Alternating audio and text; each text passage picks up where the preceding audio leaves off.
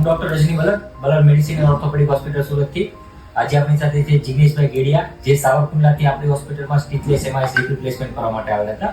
આજે એમના હિપ રિપ્લેસમેન્ટને 1 થી 1.5 મહિના જેવું થયું છે. તો આજે આપણે એમની સાથે વાતચીત કરશું, એમને કેવું લાગે છે. કેમ છે જિગ્નેશભાઈ? સર એકદમ સારું છે.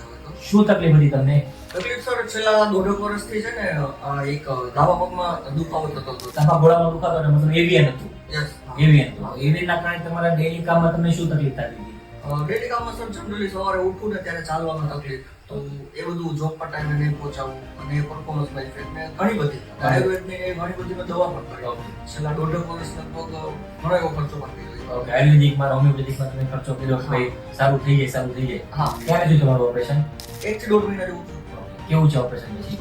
અત્યારે તો સર બધું પેલું જે હતું એમાં નોર્મલ જેવું થઈ ગયું. ઓપરેશન પહેલા જે થાપાનો દુખાવો હતો, જે ઓપરેશન પછી થાપાનો દુખાવો છે, એમાં પહેલા તો સર દુખાવો હતો જ, અત્યારે કોઈ છે નહીં. મહિના 1.5 મહિનાનું નોર્મલ થઈ ગયું છે. પરાઠી વળવામાં પરાઠી વાળવામાં પણ વાળું છું, પણ કઈ દુખાવો નથી. હવે જે લોકો એને આવી તકલીફ હોય, જે લોકો ઓપરેશન કરવા માટે ડરતા હોય, તો તમે શું મેસેજ આપશો? તો પહેલા તો હું એમ કહેવા માંગીશ કે જનરલી આપણે કેવું થાય છે, પેલો રિપોર્ટ આવે એટલે ઓપરેશન અવોઇડ કરતા હોઈએ છીએ. જનરલી બધા એ લોકો કરે છે એવું લોકો, પણ જે 1.5-2 વર્ષ જે બધો દુખાવો સહન કરવો અને એ બધું શું કહેવાય બીજી અને કામ ધંધામાં પણ ઇફેક્ટ પડે, એના કરતાં વધારે ડિલે નહીં કરવું અને પરમેનન્ટ સોલ્યુશન જો આ હોય તો જેમ બને વહેલું કરી શકાય.